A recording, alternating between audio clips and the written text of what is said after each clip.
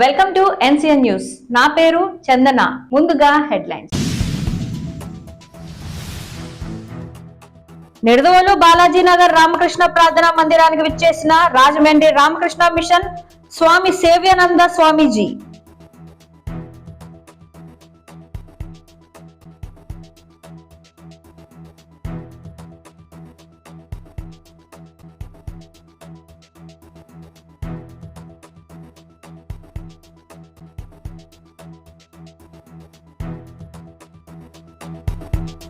తూర్పుగోదావరి జిల్లా నిడదవోలు బాలాజీనగర్ నందు శ్రీ రామకృష్ణ ప్రార్థనా మందిరం నందు ప్రతి నెల నిర్వహించే సత్సంగ కార్యక్రమానికి విశేష స్పందన లభించింది.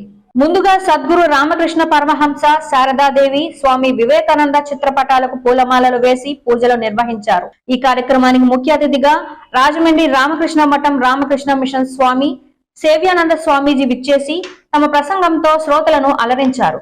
ఈ కార్యక్రమంలో Pratipati Sagar, Nuthalapati Rambabu, G V V Satyanarayana, S Venkataratnam, G Geethavani, P Nagaratnam, Sridevi, Usha, Uma, Kasturi మరియు రామకృష్ణ ప్రార్థనా మందిరం సభ్యులు పాల్గొన్నారు.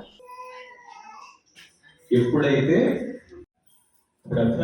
ఒక పాయింట్ ఎదురు కొలుస్తామో లేదా దాన్నే ధ్యానం. మరి ఆరంభంలోనే ధ్యానం చేయడం మంచిదంటారా?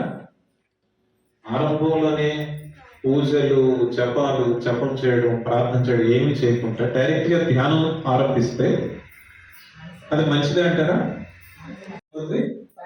పవిత్రత వస్తుంది. ఈ పూజ, ప్రార్థనలు, భజనలు ఇవన్నీ చేయడం వల్ల మనసు ఏమవుతుంది? పవిత్రం. పవిత్రమైన మనసుతో ధ్యానం చేయాలి. అపవిత్రమైన మనసుతో ధ్యానం చేస్తే ఏమవుతుంది? మన లోపల మనకు తెలియకుండా ఉండే కామవాసనలు, చెడు కోరికలు ఇవన్నీ కూడా బయటకు వచ్చే అవకాశం ఉంటుంది. అందుకు ముందు మనం ఏం చేయాలి? మనస్సుని శుద్ధం చేయాలి. అప్పుడు ధ్యానంలో వెళ్ళాలి. ఎవరు ధ్యానం నేర్పుతా ఉన్నారు కదా అని 3 రోజుల్లో ధ్యానం నేర్చుకుంటే వెళ్ళిపోయామనుకోండి, మనం ధ్యానం చేసినట్టు ఉంటుంది కానీ ఆ విధంగా చేయకూడదు. మనస్సును ముందు పవిత్రం చేసుకోవాలి. కృతజ్ఞత కలుగుతుంది. గుర్తించుకోండి, మనం ఎంత జపం చేసినా, ఎంత ప్రార్థన చేసిన చివరికి ఏ విధంగా కలుగుతుంది? భగవత్ సాక్షాత్కారం భగవంతుని కృపతోనే కలుగుతుంది. భగవంతుని కృప కావాలంటే మనం ఏం చేయాలి? భగవంతుని ప్రార్థించాలి. ప్రార్థన.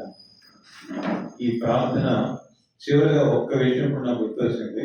అదొకటి చెప్తాను, మనం వెళ్తాం. ప్రార్థన ఏ విధంగా ఉంటుంది? స్వామి రంగనాథానందజీ మహారాజ్ పేరు మీరు అందరూ విన్నారు కదా, చాలా మంది విని ఉంటారు. విన్నారు కదా?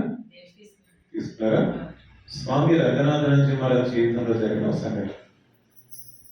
చాలా మంది ఏమనుకుంటారంటే ఆ స్వామీజీ గారి ప్రసంగాలు చాలా బాగా ఇస్తారు, చాలా గొప్ప స్వామీజీ, ఎన్నో విదేశాల్లో 50 దేశాలకు వెళ్ళారు అని చెప్పుకుంటూ ఉంటారు.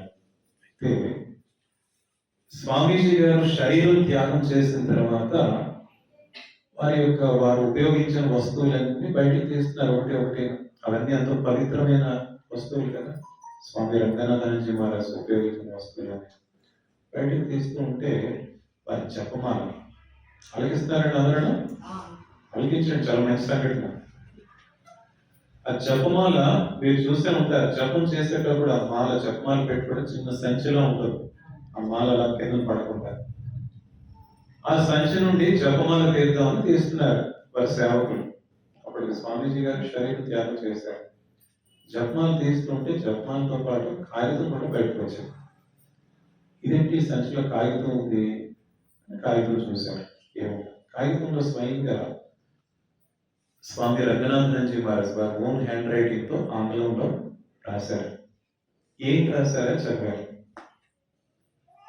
ఇప్పుడు ఆ ఉత్తరం, వారికి ఏదైతే ఉత్తరం ఉందో అది యాజ్ ఇట్ ఈజ్ గా ఒక పుస్తకంలో ప్రింట్ చేయడం జరిగింది. అది మళ్ళా చక్కగా ఎవరికైనా రైటింగ్ అర్థం అవ్వకపోయినా దాంట్లో ఏముందో కూడా మళ్ళీ రాయడం జరిగింది. దాంట్లో ఉన్న భావం ఏంటంటే జాగ్రత్తగా ఆలోచించాను. స్వామి రంగనాథానందజీ మహారాజ్ వారికి కలిగిన ఒక దర్శనం ఏ విధంగా కలిగిందంట? ఒకరోజు స్వామీజీ గారు స్వప్నమైనా అనుకోవచ్చు, స్వప్నంలోనే దర్శనం. ఆ స్వప్నంలో ఏ విధంగా వచ్చిందంట? ఒక చక్కని ప్రదేశానికి వెళ్ళారు. మన రామకృష్ణ మఠాల్లోనే ఒక మఠం, అక్కడ ఏదో పెద్ద ఉత్సవం జరుగుతుందంట. అయితే అక్కడ కాసేపట్లో పూజ ఆరంభం అవబోతుంది. అక్కడ చూస్తే ఏమైంది, పూజ సామాగ్రి అక్కడక్కడ సరిగ్గా కడగలేవు, సరిగ్గా కడిగి లేవు, అక్కడక్కడ కొంచెం మరకలేవు కనిపిస్తున్నాయి. అప్పుడు స్వామీజీ అనుకున్నారంటే ఇవేంటి మరకలు ఉన్నాయి, నేను చక్కగా వాటిని క్లీన్ చేసేస్తాను అని వాటిని తీసుకెళ్ళి చక్కగా శుభ్రం చేసి మళ్ళీ మందిరంలో పెట్టాం. మందిరంలో పెట్టి మరి సాష్టాంగ ప్రణామం చేస్తున్నారు రామకృష్ణ వారికి. పక్కన శారదమ్మ ఫోటో ఉంది, శారదమ్మ వారికి ప్రణామం చేస్తున్నారు. ప్రణామం చేసుకొని లేచి నిలబడ్డారు. నిలబడి చూస్తే శారదమ్మ ఫోటో లేదు అక్కడ. ఫోటో ప్లేస్ లో స్వయంగా శారదమ్మ కనిపించారు. శారదమ్మ అలా నిలబడి చూస్తున్నారు.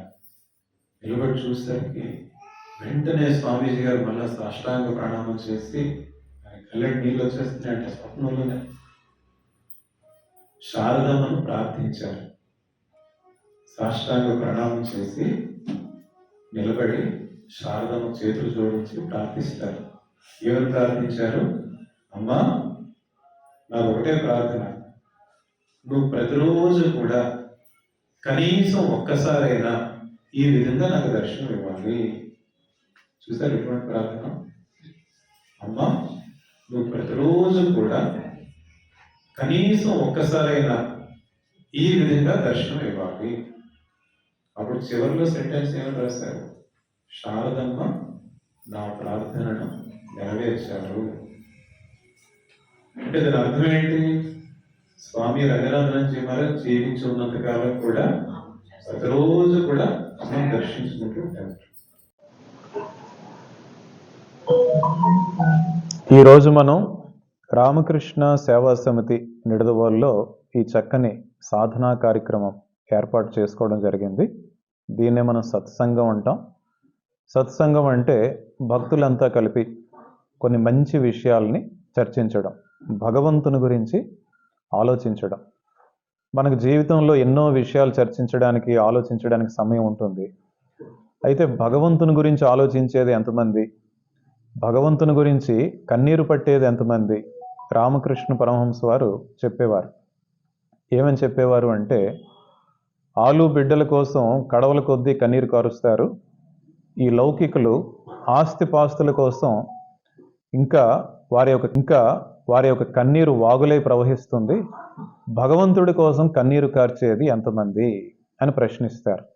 కాబట్టి ఈరోజు ముఖ్యంగా మనం ప్రార్థన అనే అంశం మీద చెప్పుకోవడం జరిగింది. ప్రార్థన అంటే మనం ఎంతో వ్యాకులతతో భగవంతుణ్ణి ఆధ్యాత్మిక జీవితానికి పట్ల మనం పురోగతి చెందాలని, ఆధ్యాత్మిక జీవితంలో మనం ముందుకు వెళ్ళాలని భగవంతుణ్ణి మనం ఎప్పుడూ కూడా ప్రార్థిస్తూ ఉండాలి. ఆ ప్రార్థన గొప్ప సాధనగా మారుతుంది. మనం వీలైనంత త్వరలో భగవంతుణ్ణి చేరుకోవడానికి అది ఉపయోగపడుతుంది. రామకృష్ణ పరమహంస వారు చెప్తారు, ఈ మానవ జీవిత లక్ష్యం ఏంటి అంటే భగవత్ సాక్షాత్కారం. కాబట్టి మనం అంతా కూడా ఈ ప్రార్థనను ఒక గొప్ప సాధనగా మనం గుర్తించుకొని ప్రతిరోజు ప్రతినిత్యం కూడా ఈ ప్రార్థనని సాధన చేస్తూ భగవంతుని దగ్గరకు వీలైనంత త్వరగా మనం వెళ్ళే ప్రయత్నం చేద్దాం. అందరికీ నమస్కారం. నా పేరు స్వామి సేవ్యానంద. నేను రామకృష్ణ మఠం మరియు రామకృష్ణ మిషన్ రాజమహేంద్రవరం నుండి ఇక్కడికి రావడం జరిగింది.